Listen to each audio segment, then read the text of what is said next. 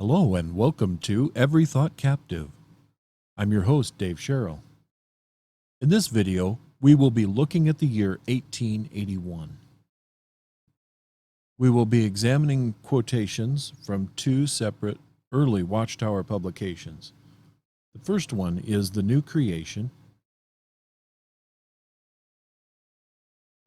a 1915 printing of a book written by Charles Taze Russell in 1904.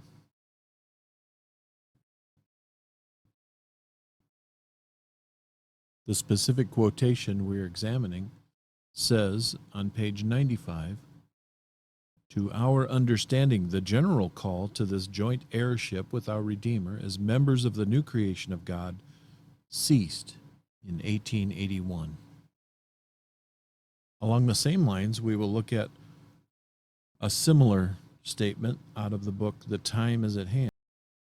This is a 1915 printing of a book written originally in 1889 by Charles Taze Russell.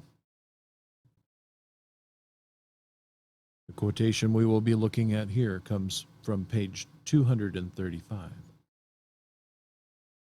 where Russell writes, "As in the type that date, 3.5 years after the death of Christ marked the end of all special favor to the Jew and the beginning of favor to the Gentiles, so we recognize AD 1881 as marking the close of the special favor to Gentiles, the close of the high calling or invitation to the blessings peculiar to this age, to become joint heirs with Christ and partakers of the divine nature." In contrast to what Charles Taze Russell wrote so long ago in the early history of the organization, which would become the Watchtower Bible and Tract Society, I will point you to Jesus' words in Matthew chapter 11. In verses 28 through 30, Jesus gives an invitation. "Come to me, all who labor and are heavy laden, and I will give you rest. Take my yoke upon you and learn from me, for I am gentle and lowly in heart, and you will find rest for your souls. For my yoke is easy, and my burden is light." Today, if you are a Jehovah's Witness or a former Jehovah's Witness, this invitation of Jesus is for you. Come to him.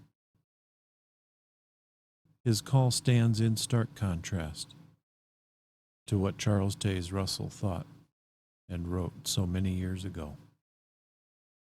Come to Jesus today. Thank you for listening to Every Thought Captive.